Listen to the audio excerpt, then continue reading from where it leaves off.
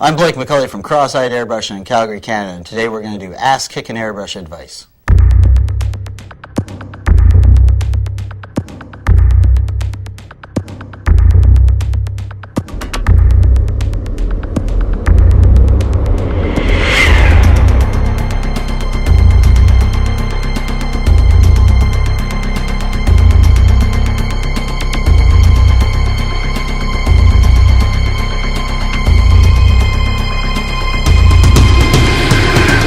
Okay, we're going to address some big issues today on this video. We have some tips that we're going to put together to make you a better, more successful artist. Now, this isn't going to be particularly easy. I'm going to try to demonstrate this through a demo panel. I'm going to create a demo panel, and I'm going to recreate a lot of mistakes in there that a lot of artists make. I'm going to try to fix them, and I'm going to address most of the questions that I get from the Airbrush Getaways. The Getaways are a workshop that a lot of students come to. We have top professional artists in the industry teaching you the best knowledge that they know possible. And we get a ton of questions that don't necessarily relate just to the artwork. So I'm going to try to address markets with you, clients, how to quote, how to deal with these things as I work through a project. And then I'm going to demonstrate a lot of the problems throughout the panel. Now, this panel is recreated from a back fender of a chopper that I created. It's going to go into some print ads, probably in t-shirts as well. We're going to create the better part of this. We're going to create the inside face. And within that face, I can probably recreate a lot of the mistakes that artists make. Now, I have a client on this project. This client already exists. I've already worked with this client, and we finished the project. But I'm going to walk you through how I dealt with this client and how we achieved this image, how we came up with this image. Now, my client approached me, and he came up with a lot of words that he wanted. And some of these words were just like fire and evil and nasty. So I had about 6 words to work from. Now, we went through our portfolio. Now, this is just my travel portfolio, and in this travel portfolio there's a lot of information. I have a lot of sections of projects in here, and in these projects he started pointing out the ones that he liked. Now, this gets you into your headspace, your client. He might get excited about this particular image or the background on another project, and you really got to pay attention when you're talking with your client as to which one he really likes. Also, make a really good note of what he doesn't like. If he mentions he doesn't like green, then you got to make sure you stay away from green. With this project right here, my client gave me about 6 or 7 words as well, pointed out 5 or 6 projects that he liked, and gave me tons of freedom. Whereas this project here, I wasn't allowed to do a lot of things. We couldn't take away from the bike too much, so we had to do a graphic that was very subtle yet had sharp impact, but didn't take away from the bike too much. You have to really understand your client. And when you're dealing with a client, really push him a lot and sell him and pitch him some cool ideas. He can be really proud of the project afterwards, and you've created something new. It gets a little boring painting the same eagle head over and over again. By pushing the client and really listening to him, you're going to succeed well. My client's 3 favorite projects were this project right here. He loved the nightmare attack of this. It looked like a bad dream. He loved the craziness of this project, like just the insanity of it. And he also liked the flow of this project here. So if I give him something that resembles these 3 projects, I know that he's going to be happy. After I took all this information, I had a jigsaw puzzle of 6 words that I had to put together. In doing so, I came up with a storyline, and I pitched the storyline to him. I spent the better part of 2 nights on the sofa at night drawing out these ideas and tied a storyline. The storyline in this project was a character who started off on the front fender, and he was introducing you and pulling you into the project to see his dream. On the top of the tank, he was showing you his dream. He was a Medusa head that came off with a bunch of dragon heads, and I just created this creepy character that was showing you his nasty dream. As you rolled around, the dragons flew down the oil bucket onto the back fender, and he was just saying, okay, now you've seen my dream, now shut up and don't talk about it. It was a little storyline that tied throughout the whole bike, and he really dug this idea. Now, we've got a client here, and you want to really make this guy happy. It's his ass on the bike, not yours. He's going to see it every day that he rides this bike, so let's make him happy. You can't start a project till you're comfortable doing the work. I have to be comfortable before I start. He has to be comfortable with me doing his work.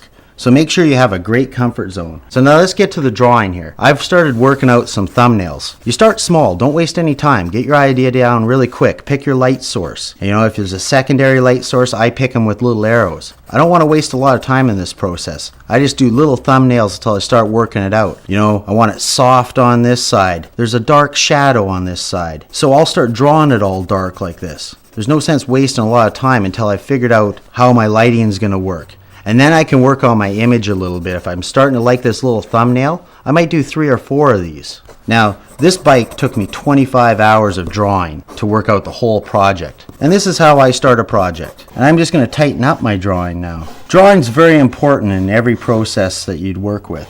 You got to practice this. Keeping a sketchbook, I think, is absolutely vital. All your ideas can go in there. You practice harder, you're going to get better. And you want to get to a point where you can sort of draw out of your head, and you really don't need a lot of reference. Although I keep reference around me all the time. I think it's super vital. I have a sort of a little formula that I devised, and this took me a lot of years to figure out. But if you can draw from life a third of the time, draw from flat reference a third of the time, and draw out of your head a third of the time, then you're going to be very well balanced in what you can do. I have to be able to paint a butterfly one day, a skull the next day, create a dragon out of my head the next day, do a landscape 3 days later. This is very important that you know how to do everything. Otherwise you become sort of a one-trick pony that only can, say, paint horses or something. Now I'm just fleshing this guy out a little bit more. Now I don't like a nose on this. I started with a nose. I'm going to put a little half hybrid skull to him. And this is where I start to chisel it out a little bit more. I can bring his eyebrow down and make him a little more evil. Again, playing off all the words that he gave me. And since I want him to communicate to the viewer, don't talk about this, shut up, I sewed his mouth shut. And so it had a purpose. It wasn't just a tricky device to look cool, although it does do that. You know, it had a purpose. It had to communicate too. I tightened this drawing up to a point where I can take it and make a stencil out of it. Now this is a mapping process for me, and I had probably 25 stencils mapped out for this whole project. And I cut out a complete outline, and then I cut out my dark areas, and I'll show you how we work with that. So we're going to get a panel out in front of us, and we're going to get started on this. Right now I'm just finishing up the prep on this panel. All I have to do is scratch pad all the shiny areas off, making sure that I have nothing left that's shiny. I'm just going to grab the wax and grease remover. This is a mild wax and grease remover for cleaning. I just pour it on, let it run down it. I wipe it into it, flip it around, wipe it off. What I'm using now is mineral spirits. Mineral spirits is a little bit of cleaner product, and it takes a little bit of the chemical off that wax and grease remover leaves behind. You can also hit this with air to make it dry faster.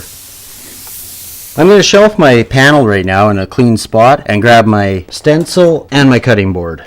Alright, we have our stencil in front of us. I'm just going to start cutting it. Now this first stencil cut is going to be my overall outline. So I'm just going to chase this all the way around. That'll get me a big positive, and the positive is a piece that comes out. The negative is the sheet that's left over. Now I just kind of slowly follow around the outside form. This cut isn't hugely important because I have a very soft project and I have a background that works very close to the colors in the face of the character. When you're setting up your place, your studio, I'm going to show you the best way to set up everything that works for me. Now when you work in your shop, you might find it a little differently. Even right now, I'm sitting at a table that I can stand to because I work up and down. I like a table that I can walk around and move around.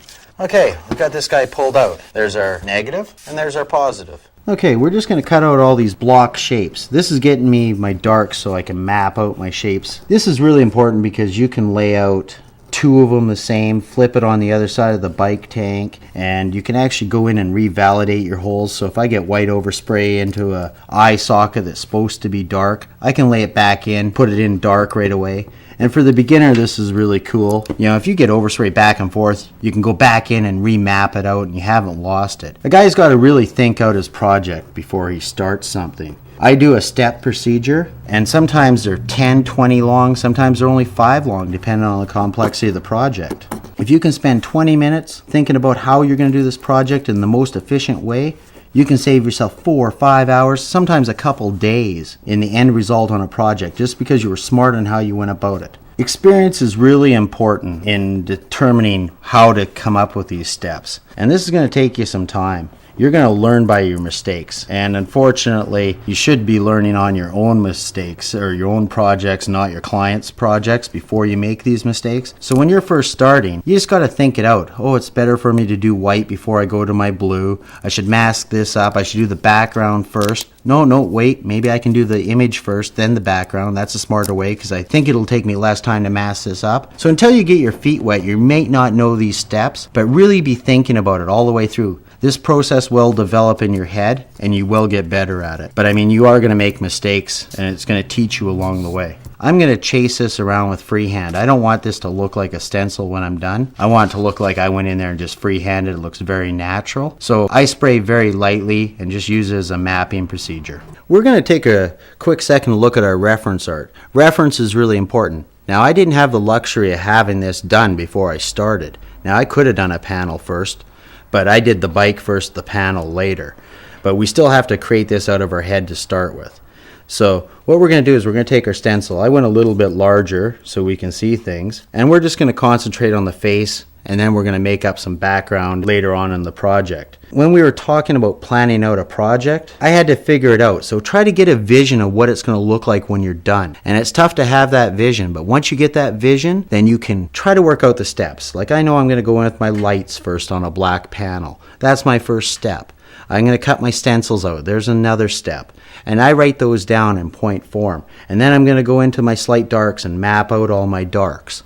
And this is how I write down my step procedure. And then I try to follow it fairly close so I don't make any mistakes. Okay, we have our panel in front of us and we have our positive. Now there's three main approaches that you can do to airbrushing. I'm going to break it down really basically. We can work with a stencil. We could freehand. Or we could tape this all up with tape or transfer tape, and we could lay it out, draw on top of the transfer tape, cut it out. So you really have cutting, freehanding, and stencil work. So what we're going to do now is you've got to really consider the most dynamic way to approach something. This guy sitting like this on the panel looks a lot different than he looks like here than he does here. So now what's the most effective way? Well, I guess we have to think out the panel. What do we want to show? I'm going to load this guy down a little bit low. I'm going to keep this area dark, so I'm going to push him into the dark side.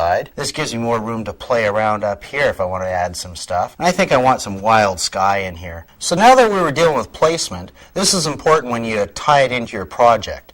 Now this is a project I have to work on next week when I get back to my shop.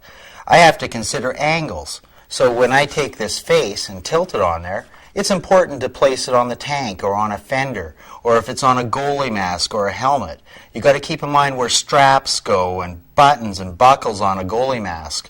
You got to worry where the goggle straps on a motorcycle helmet are, where struts on a tank go, where the gas cap goes. You got to consider all these things. So I get mock-up photos from my client. I require 10 or 12 of them from different angles so I know every little aspect of that project. And I can really look at it and put it in for angles. I have to reassemble it on the tank. I'm going to have information lost from the side viewer because this guy put a beer holder on the side of his bike. So now I have to force my design up on either side so it matches. These are all important considerations in a project. And I want you guys to consider everything about a project. You got to consider form, color, shape, lighting, luminosity.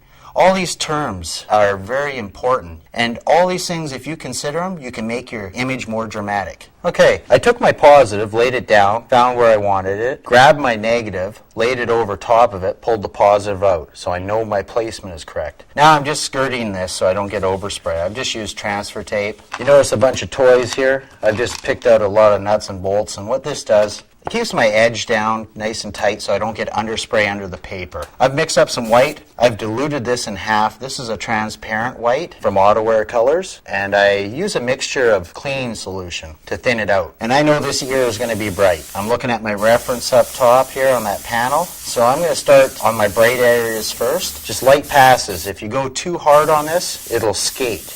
And skating is where the paint sort of pills up, almost like a watercolor wash over crayons. Now this ear is nowhere near as light, so I can see it in my reference that the tip is very light. So I'm just going to blow a little bit in the tip, I'm going to leave the rest of it alone. I'm going to use my positive, come back in and do a backdrop in white. And we're just building this up. I'm trying to find my sharpest highlight areas. And already I'm trying to map out my shapes a little bit. Under cheekbones, they're very subtle. That's all I need to do to start mapping that out. If you keep your mixture thicker, sure the paint goes on thicker and it only takes 2 or 3 coats. But as the paint mixture is thicker, you get a bigger dot pattern. It's almost like it gets pebbled and the paint goes on and your overspray carries further. It's tougher to control. So I prefer to spray a lot lighter with a thinner mixture and just take my time in this. Right now I don't know exactly where this cheekbone is. I'm just kind of relatively putting it in there. I might be a 1/2 inch or 1/4 inch out right now,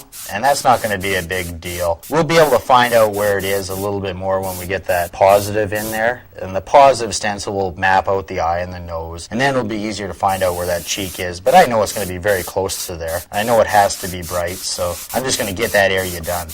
We pulled our negative off, and I'm having a look at this. We have some underspray that slid underneath. Now, I would have got bigger bolts or magnets on there to hold it down better if our background was important to save.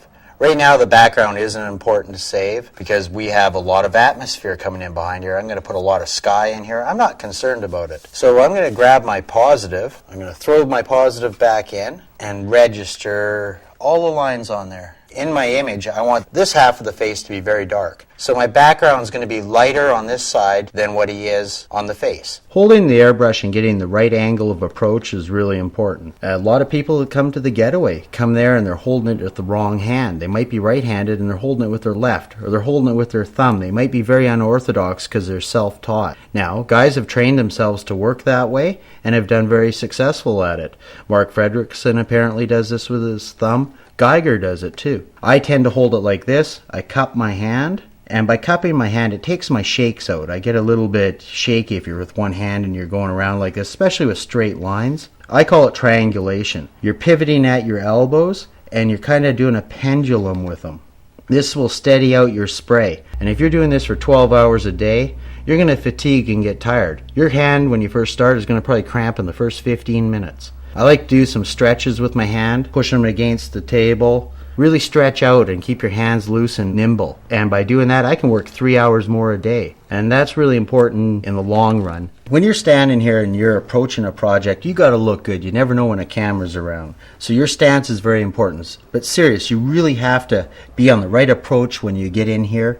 If you're not on the right angle, you're going to be forcing overspray in the wrong direction. You're going to force your lines to be crooked. So I've turned my project right around backwards. I want to spray this way to keep it away from my overspray. I'm guiding in, and I'm just doing a nice guide in here. I move around my project constantly, and I think this is really important. It's nice to have a table that you can walk around and a table that you can spin your project on, just so that you get that ideal approach with it. Now I have my elbow locked right now, and I used to work really tight, like get in here, and that's how the name cross-eyed came about. You know, you're working so close your eyes get tired, and I used to lock the elbow in. What happens is this muscle that attaches to your elbow runs right up to your finger, and you get a cramp in here. My assistant is getting it now, and it messed me up for about 4 months. I had to loosen up my approach and my angle. I had to open it up. Try to open up your elbow past 90 degrees every once in a while, and try to work a little further away from your project, and then just for your detail go in and save your arm. It can happen over time. I went 12 years without a problem. The 13th year, I didn't know what to do. I had to go see a doctor on it, and he says, I'm just getting it locked in, and that muscle tightens up, and it creates a cramp all the way through. And it lasts all the time. It aches even at night after you're done. So this is important to keep in mind. Now we had this underspray in here that I said was no big deal, and it still isn't a big deal. I'm just adding to it now because we don't have the dragon in there anymore like in the original, and we don't have his hand in there like the original. So we're going to play with this and teach you some freehanding skills as well. I have some bright areas in here. I really don't need this guy anymore. If I start spraying this background, if you look really closely, you can see that I've created a line in here, and that's where my positive and my negative didn't register together. Now the fact that this is bright in my image and the background has to get light, The overspray is next to nothing. I can go over top of everything right now on this side. My whites are just going to get brighter and my background is going to come together. And I won't create any of those lines. So to paint with my stencil right now isn't going to help me a bit. A lot of beginning airbrushers will make the mistake of making these lines so harsh and they'll just leave them there. It looks really amateur. So we're really trying for a very professional finish on this. I'm just adding to my highlight source right here. This is going to be my light that is beaming down on them. I'm spraying this pretty thick right now. This is leading to another point because I'm seeing a cloud of smoke and I really should be wearing one of these things. But for the purpose of the video, you can't hear me at all, so I have to go without this. But really invest into one of these. This is really, really important with a solvent-based paint. These are carbon packs. Some guys in the industry will change these after every project. Chances are if you're blowing your nose and getting blue or red out of it, then you should have been wearing one of these. That's really important. As I get around to the outsides, I'm probably going to want to thin out my mixture so that I get a better green pattern and it keeps it simple. That's one of the things with auto air that's really difficult is getting that green pattern down to a really fine spray, and that's why I spray so thinned out. Now we're going to map out our areas that we have here for our darks. Now this is just the ear holes, the inside of the eye sockets, nose, nostrils, all the little details that we cut out in our dark stencil. So I'm going to start spraying those in. This would be a good time to mention that it's nice to have a little ventilation machine in front of you, something that moves the air or sucks the air out of your face. Another good thing that's going to make your body last is the floor. If you have a concrete floor, get yourself a couple soft walking mats or rugs in front of it that you can step on. They make a lot of pads like that for people to stand in the same area. It's going to save your back, your legs, your knee joints, so that's quite important as well. Now I don't want to go real dark here, but you'll notice when we pull this off, I probably went way too dark on this crease in between his eyes, and that's going to be tough for me to get rid of. And we'll pull this off and I'll show you. And pull straight off because I'm wet. There we go. This is good because I can show you a mistake again. That top should be all dark. And I pulled my stencil off, my stencil rubbed against it. So now I've got to freehand that in or lay the stencil back down after it's dry and respray that area. We also have this problem up here too, a different problem. We created a line here and this will be the inside of the ear and it'll flow up, but we want a gentle flow out of it. And I've created a bit of a line here. I'm going to have to spray that out and get rid of it. And this side's doing the same thing. So you want to try to get that in there, or I could have cut my stencil out just a little bit wider and that would have prevented a problem. Okay, this is a good time to really discuss getting your reference around you and your props. I'm painting a face right now. I have skulls around me. I have the prior project around me. I have the panel around me. When you're working on these projects, setting up your workspace with your reference, they all compete with each other. You have your paints in the way, you have your airbrush in your way, your holders. So really take time and set up your studio or your shop. I set up my workbenches up to a height where I can rest my elbows on it, I can stand, I can sit because I have a stool that pulls right up to it. I have 3 or 4 stools at different heights. This makes my job easier. The more I can do this, the better I can make my end result. We're spraying away right now and talking about our studio, but you're probably curious of what I'm doing right now. I'm just blocking in these big dark shapes. And I have a sort of a blue-brown mixture with a little bit of black. It's kind of grayed out, really translucent, and I'm just chiseling out the dark areas. This mixture is quite important not to get too dark. I don't use a black very often straight on unless I'm trying to match a black background. But right now with a lighter mixture, I can go over and make a lot of passes and really control my spray. When you're in your studio space or the shop space, like you might pick a studio, it could be out of your home or out of your garage, as opposed to a body shop. You've cut out a lot of contaminants, and lighting can change too. You have a window that's there, the lighting starts off sunny, and then a storm rolls in or it gets dark outside. You don't want your reference to change. I might have a 3-dimensional skull in front of me and I'm copying the lighting. Well, you're best using a nice artificial lighting because it's going to be consistent day or night. So I'm just going to keep working away on this. I'm just chiseling out all my areas slowly, building up the shapes. I haven't got in for extreme detail at all yet because I want to know where everything is and have it all mapped out properly first. As I'm studying the panel of this piece, I still have other supporting reference. The skull is here. This is out of Gray's Anatomy. It's a classic book on anatomy. You can't get better reference for bones and skulls. This project only requires this much reference for me to do. I could actually just do it from that panel. But some projects get so intensive that you need a lot of reference around you. I have a library of probably $15,000, $20,000 worth of books. This took a long time to build up. I gave myself a budget of $150 every month. just to buy reference books. And it was tough. You weren't making a lot of money and you had to build it somehow. How you use the reference is a unique thing too. You can take these photos out of things. I photocopy all the time, color and black and white. You can scan it into your computer and twist it around, stretch it, and make things more interesting. I buy a magazine. I could be going through any magazine, and all of a sudden there's a great reference for the snarling dog, and I clipped it out. About 8 years ago, I finally got to paint it about a year ago. But I knew I wanted to paint it eventually, and eventually I might get a client that's going to pay me to do so. I'm just working along this project right now, working into my light areas, detail and stuff. In my reference, I have a finger going over the mouth, so I'm making a lot of this up. Now I'm going to have to show more lighting on this than I did in the original reference, and that's because there's a shadow set up by the finger that crosses his mouth. So I'm going to have to make up a little more information on this one than I did on the original.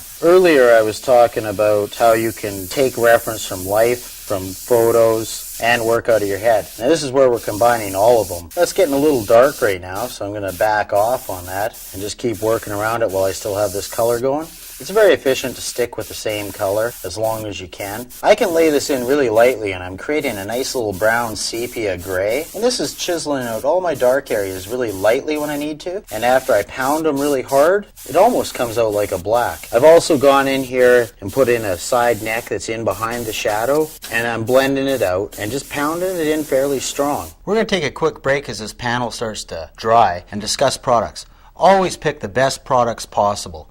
I care about my results. I want the best product that I can possibly work with. There's lots of products that we can use on the market. Lots of pinstriping tapes. I use 2 or 3 different types because some applications one is better than the other. With paints, I use a lot of these products, the auto air colors, but I also use solvent-based colors as well. And I use 2 or 3 different solvent-based paints for my applications. I also use different types of knives. I have my favorites. I use different types of pens and pinstriping brushes. I also use little art brushes to get detail. I also have another video coming out that incorporates the paintbrush with the airbrush. I use different paints of liquid acrylics as well. I find that this FW series is really good to paint with. Sometimes works a lot better than the auto air, but the auto air I predominantly spray with. With masking tapes, I've tried 6 or 7 different types. I carry 3 in my shop on a regular basis. Transfer tape, again, there's 3 or 4 different types of transfer tape, and I have 3 or 4 of those as well. It's like anything. Test your product, push it to the limit, and break the manufacturer's rules, find its limitations, then work within them. And this will make your job a lot better. In the last 16 years, I've seen a lot of products come and go. I've messed with them. I've made a lot of mistakes with them. This costs you a lot of money. Clients are mad. I'm frustrated. But when they work and you've tested them, it leads to this kind of success. Now I've changed my mixture now that I'm back into the panel here. I've created a mixture that's kind of dirty and muddy. I've added some yellow, some root beer, and a little bit of black, and that's kind of greened it out. As soon as you add the black to it, it gets it kind of muddy. Now I called the client back after he gave me those 6 words and told him that I really wanted to do some muddy atmospheric look to this. It was a little bit of a sell on him, but he had confidence in me, so that was nice. And this gets around to how you deal with your client in your market. I've situated myself in a market that is very bad. You know, everybody likes badass stuff in my market. So if my portfolio was filled with butterflies and underground water scenes and dolphins and stuff, I probably wouldn't survive in my market. And if my portfolio, I shipped that off to Hawaii and tried to work there, I would starve to death as well. So really know your market and what you want to try to work on. So once you've got your kick-ass portfolio all together and you're really proud of it, then you got to find out what you want to work on. If you live in a market like Arizona, well, there's a ski resort in Arizona, but say you lived in Mexico City, I'm not so sure doing snowboards is going to be a good market for you. It's good for my market if I really wanted to push that. I focused on bikes. I have a lot of bikers in my area. That's perfect for me. You might want to work on helmets or masks or vehicles or even do t-shirts. You know, t-shirts are big business in some markets. It's not in my market. I would starve to death doing t-shirts. So really pick and know your market. That's really important for you. Then you can take that portfolio and get them into the shops that deal with that. Do a couple freebies maybe for the owner of that shop or the guy who works behind the counter. And then he'll start marketing you and pushing for you. And he'll get his buddies and clients to come into his shop. I'm into a light blue now. And I have a lot of blue on the top edge of this guy. I'm just going to blend in a little bit of blue into the wrinkles. I'm starting to get some detail in this a little bit, but I'm still saving my white highlights. Now you want to get paid for your projects too. So the biggest question down at the Getaways has got to be, how do I price my work? Everybody prices different. Some guys are very militant. It's just how many hours that I put in, that's what you pay. I think this leads to a little bit of an argument with the client afterwards if you spend 100 hours and he is expecting 30 hours. I quote my jobs a little differently. I quote them based exactly on what it's going to be when he comes in. We establish a budget together. So the budget might be $3,000 for a top bike or $4,000, but I've calculated that the idea I've worked out with him, I can do in so many hours. I want to get so much per hour. And if I spend more time on the project to get it done, because quality is the most important thing, I'll lose hours. I've quoted on a 100-hour bike and spent 130 hours on it. I got paid for 100 hours. And that's not the client's fault. I just took it too far. You know, I become my own worst enemy at times. But if I try to charge that client another 70 hours or 20 hours or $400 or something, I might piss him off. He won't be back. He'll tell his friends that he got screwed by my company. You know, a lot of guys are establishing themselves in and pricing their stuff, thinking they're really awesome. You know, there's a real lack of talent out there. And you need to really push yourself a little bit harder. Just because your grandma thinks your stuff's good, it doesn't mean it really is. So really get your stuff evaluated. Be humble about this. You know, you're learning, and it's going to take a while to get good at it. If you're pricing yourself at $3,000 or $500 or $200 even, you know, it should reflect your quality. Most likely, if your quality is really bad and you've made a lot of mistakes, you know, you look at it 5 months later and you go, God, I really don't like this. I can do so much better. Chances are you weren't ready to be in the job market yet. Now, quality can be really subjective. You know, I'm pretty good at judging stuff. I'm quite critical of my own stuff and critical of everybody else's as well. It's not that you're mean, it's just a truth. You want to make your stuff look so professional, and the bad projects really do scream as an eyesore. I can tell in a second, and so can a lot of people. Keep in mind, your market's probably pretty small. The bike community, they talk. They all know what my next project is. So one bad project is going to stand out like a sore thumb and probably hurt you more than 20 good ones will. Okay, I'm working along here, and I'm going to show you some mistakes now. Especially mistakes that the amateur or the first guy who starts makes. I've made them. I've been through this. I'm not above it. I still make them daily. The biggest one that I get in the shop while I'm training my guys is save your whites. I try to build these whites up. I'm trying to keep them. I can tell already in here that I have enough overspray in here that I'm going to have to go in and punch my whites, especially right in here. This area right here is way too dark in there. Take a look at that same area over here. There's some white highlights in there. I've already gone too dark on my reference. I'm going to have to go back in there. This is a wasted step for me now because I have to go back in and do this, then go back in with darks. I did not save my whites. I say this to my students and to the guys that work for me probably 5-6 times a day, and some of them just don't get it. If you do it really wrong, you've obliterated your project. You might as well start again. All the time you put into it was wasted. Okay, I'm going to go into another problem. Remember earlier we pulled that stencil off and I shook it in here? I went in here and I tried to fix it up. I'm trying to pound this in. I got a really thin mixture, and I'm going to show you a mistake. Flap. Look at that. See that? That's a big mess. I'm going to get rid of it right away so I can fix it quickly. Guys do this all the time, airbrushing, and that's a huge mistake. Here's another mistake I've made, and it's not my mistake. This is my paint isn't working really well with my airbrush right now. My mixture isn't very good. I maybe need to clean my brush out a little bit, but it's spitting. This does it a lot. Your airbrush tends to run more poorly than it does amazingly over the course of a lifetime. So you're constantly trying to change parts, change mixture, change your paint, spray it at a different pressure to make it work. So when you go home and you're working with any paint, any airbrush, and you find that this is happening and this is happening, you have to compensate for it. And this is going to be a lifetime battle for you in this industry. When it's spraying nice, it's perfect. Like, look at this. You can get down really tight. But sometimes you get in small and it starts to skip a little bit. Now you'll get something like this in it a little bit. It'll jump. Or you spray it in and you'll get dot patterns to either side. And these will be all chronic examples of why your brush is going bad, and you're just going to have to deal with it and try to overcome it. I'm going to continue working on the details here, and I'm just going to talk about the next problem that causes artists to really crater themselves, and that's bad planning. If you do a step out of order, then you might create 2 more steps, and if you can coordinate your project really well, chances are you might be able to cut out one of those steps. If you cut out one step in a project, you might find that it saves you 2-3 hours. So you really want to do your planning out and make sure it's the most efficient way possible. Again, only experience is going to tell you how to do this. I've spent a little bit of time on this, added some blue. It's sort of a bluish-brown mixture. And I went in and just tinted the whites. What that does is it gives it like a clown makeup look. I want that kind of feel to it, kind of an eerie creepiness. You can't totally tell what it is. And not being able to tell what it is adds to the mystique of this guy. I also got a little bored with his round bowling ball looking head. He had a dragon on in the original. I got a little bored in here, so I just started to mold out some crowns. All of a sudden he's going to have a little bit more of a creepiness to him. What I did down here is I got rid of my whites. I didn't save them there. So now I have to go back in and I have to reestablish my white there. This is just a small area, so it's not punishing me too bad. But if I do this everywhere on the project, well, it was kind of a waste of time putting my darks in. So now, since I have the white going here, I'm just going to go around and really establish where I want my brightest highlights. And again, I know there's going to be a big highlight in here, so I'm just kind of punching that up a little bit. I think it got a little dark here. And what we're going to do is chisel out some edges. Oh, now there, hey, good, we got a new mistake. When we get a spit like that, we have 1 or 2, maybe 3 problems possibly. I could have, when I mixed it, dripped out a little bit of my thinner fluid, and it dripped down the side, came down to here, and eventually found its way to the tip. As soon as it caught air, it went BAM and hit my project. Okay, so now that I have this white, I gotta fix that up a little bit. I'm just gonna chisel this top edge, and I have these little spider webs in there now. It doesn't look that bad, it just looks like his nose is cracking, and that's kind of cool too.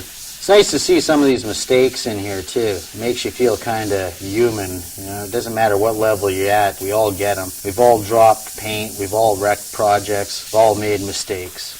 At this point in the project, I just got to get in and get some of the scales done on the neck. This is a kind of a detail area. You can do this a lot of ways. You can go in with a paintbrush. And keep in mind this neck rolls underneath, so you don't want all your little scales in there starting right along this line. If you start a few of them halfway like so, it shows that it rolls underneath. And start making your ellipses as it rolls around his neck. These ellipses are little balls or scales that I'm putting on them. I'm going to make them in a dimension. Make the circle a little thinner. As it thins in, you're going to see less of it. And that oval will look like it's rolling around. To create a really fine line, you have to be in really tight and just pull back minimally. I'm not pulling back very far at all. If I did, I'd have a big mess on my hand. This isn't easy to do. This takes a lot of time. Your brush and your equipment has to be working really, really well. Now at the end here, I'm just going to put little half ellipses like this, just bend arcs around them, and that gets it to disappear around. And I'm just going to fade these out on the neck, maybe put some tendon type shapes that blend out of his neck. Right now, I've got a lighter mixture with more yellow. I'm just putting a bottom tone how the light would hit it. And then I chase around the little corners and the edges and the cracks where the circles are. And this is just going to darken them up and make them feel like they're little crater holes in between them. Okay, I finished up doing some of these. I'd like to spend more time on this area, but right now we have to get this done. The client is pushing me really hard. He wants to ride his bike this weekend, and it's already Thursday, and he wants to ride Saturday morning, so we have to work fast now. What I'm doing is just throwing some highlights in, punching them up, catching the edges of these ones along the edge so they roll around. What you're doing is you're showing 3 or 4 of these big round ones right on the edge as they roll around his neck. Now this section here, so far I've approached this with just 3 colors. The original I did in about 9 colors, so you can really make this stuff complex if you want. A lot of artists have a lot of problems with this next dilemma. That's not finishing this to the highest quality possible. A lot of guys just go, that's good enough, we're done. It's not done yet. You know, I could work this for a long time. And my demands on the clients, I have to take it to a certain level where I'm happy with it and I'm pleased with it. And honest to God, I just try to do it better than my competition around. I find that I'm annoyed by areas, so I keep working until I'm not annoyed. And that's probably a good time to stop. I've got a dark color that just came out from underneath the jaw, and I'm working this up. And this is a problem right here, and I'm going to show you what a problem is. Right there. Now, it doesn't look horrible until you pull out the reference. Now take a look at that same area here. Look at how smooth the transition is here. There's not a sharp line along there that's smooth into the background. It's nice and soft, yet it's still clear and concise. This one here is outlining. Now outlining tends to wreck a project. It makes things look cartoony. Now some guys can pull this off very well. Javier Soto can pull this off well. He has a bit of a graffiti cartoon style to his a little bit. He can get away with outlining a little bit in areas, and it works. But if you're going to chase this all around everything with an outline, and a lot of amateur airbrushers do this, follow everything with an outline and chase everything with an outline. To me, it's a cartoon. Okay, I'm going to deal with the warm areas around the eye right now. I'm putting in a yellow with a little bit of root beer in it. And I'm tinting this in right now, trying to save my highlights. And the reason I'm going in with this color is if I went in with red right now, and predominantly around his eye it looks red, you have to have a warmer color underneath it or you'll create pink. So for me to get these in here, I really like to warm it up with a yellow first, then an orange, and then hit it with my reds. I just did a clown skull the other day, and I cut a corner on it, and I went in and I tried to chisel out the makeup around his eye in red, and I got pink around it, and I made a mess of it. I had to start again. I thought I knew better. That cost me another half an hour. If I had taken my time with it, did it right, I would have had it done in 10 minutes. I went in with an orange now, and this is just going to warm it up a little bit more. I know I harp on time a lot and trying to make money at this. It's really important. If you're going to spend 50 hours, say, on that neck or around this eye, and you're only getting paid for 10, eventually you will go out of business. It's hard to stay in business when you're eating that much. It's a difference between $50 or $40 an hour, or $10 an hour, or $4 an hour. Other things you have to do if you're going to keep the doors open in your shop and make a living at this, or even a side living out of this, you have to have your people skills down. If you can't talk to your customer and figure everything out, and you can't deal with them and you refuse to answer the phone, they're going to stop calling you. You also have to be good with money. You can't go to your client and say, I need all the money up front because I have to buy paints. He's not going to have confidence to work with you at all. You have to save your money enough so you can buy equipment, the proper stuff. If you make a mistake, you've got to be able to pay for it. Ambition's another one. A lot of good artists, they fall by the wayside like crazy because they just can't get the ambition up. They won't get out of bed in the morning. They want to sleep in, turn into a night owl. Well, your clients aren't calling you at 3 in the morning all the time. They might be calling you at 9 a.m. You're not there to deal with them. Eventually, they might go away as well. I like the ends of the project the best, where I can just go in and start chiseling it out and really making this sucker sing. I love going in and throwing the highlights in. I collect a lot of antiques, and I love the rustic part, and actually I pull a lot of the stuff off my antiques and put it into my projects. Kind of a weird influence, but I mean that's where some of the stuff comes from. By picking these bright colors right here, they really do scream, and the reason they scream is because all my other colors are very muted. I'm using earth tones and muddy colors everywhere else, and this red all around the eye is bringing your eye to it. I've worked this for about 25 minutes off camera. It doesn't look like I did a whole pile. I've really chiseled in my darks a lot. I went in and revalidated the nose, the darkness in there, fixed my little mistake, started chiseling out the cheekbones inside here a little bit more. Still has a ways to go. Now I have this dark in here. I'm just going to pound a little bit of this into the background, get rid of some of my white overspray. There's a bit of brown in this black right now. And this is going to slowly resemble a little bit of our background in our panel. In dealing with this background, we'll get back to our client briefly. I told him I wanted this heavy atmosphere. And I kind of wanted it like underwater. There was dragons flying around. And I wanted them to look like the stingrays that just float through the water. So by all this muddy colors in my background, we've really achieved this really heavy atmosphere. With me spraying this right now, I have a yellow-brown mixture with black. The black is giving me a bit of a green tint to it, and it's getting very close to the colors that I have in the original. Along the top of the head, I want to be a little bit tighter if I want it a bit darker behind it. This will get his highlight on his head to stand out a little bit. This is a point where I can grab my reference. I'm going to take my positive, just register it on there really quickly. This is important to get right now or I'll create that double line again. And I'm not looking for a real hard line here, so I'm going to spray from straight above. That'll get my stencil down. Trying to save the white a little bit right at the top part here. And that's where the luminosity and the energy source of the light on them will come from. I'm just chiseling out a few more details in his forehead right now, a little bit darker, and this is a good time to address trying to make things a little bit different. This isn't the first time a creature's ever been created in the world, and I'm not even going to pretend it is. There's a lot of trends that go on in art, and it's nice to try to find your own trend. Try to find something that you really dig and make yourself a little bit different. This is tough to do when you have clients, though. Clients are going to want what's common, what they see in the magazines, but you're going to have to push them to put your own spin on it, and really push for variety. Wherever you get your energy from and your strength from, really feed on it and look for new stuff and try to do new stuff. Try to amalgamate old stuff with new stuff. I've swapped over to white right now, and I'm just chiseling out highlights. This is like a big light source. It's feeding out through the clouds. And this light is just going to come out and beam down on them. And I'm really trying to emulate the old theater where the spotlight came down and just sort of pounded on the main character on stage singing a song. We're going to address the highlight problem here, or lack of highlights. This is where we really have fun. This is my favorite part, just making stuff sing. Can you see that? There's a little bit of water coming off of there. As that builds up, that's what comes down and splatters onto your thing. I caught it before it happened, but we just about had that happen again to us. I don't know exactly what causes this. There is a pressure fit seal. It's metal against metal, and a lot of threads. It shouldn't do it, but it does do it occasionally. And it seems to only do it when you have a lot of cleaning fluid in it. Now I'm putting a little bit of highlight. I'm just chasing a really fine highlight on the bottom edge of a lot of these wrinkles. And that is because the wrinkle will dive in and the skin will bubble up over it. The light will come down and just hit that and give you a little bit of a highlight just above it. The reference for this is really easy. I didn't bring any, but at home when I first started the first one, I just got a photo from National Geographic of some old codger sitting on a chair in front of an old general store. You saw the million age lines in them. This might be necessary if you don't feel confident about making it up in your own head.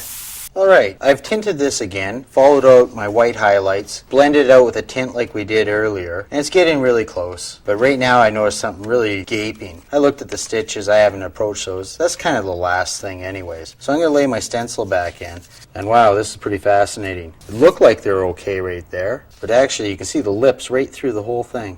I'm just going to start spraying in my darks. I have a dark brown black in here with a little bit of blue. I'm going to go really dark in the holes. I'm just going to follow the stencil right around the bottom and right around the top. These holes are going to get a little bit darker as they punch through his skin.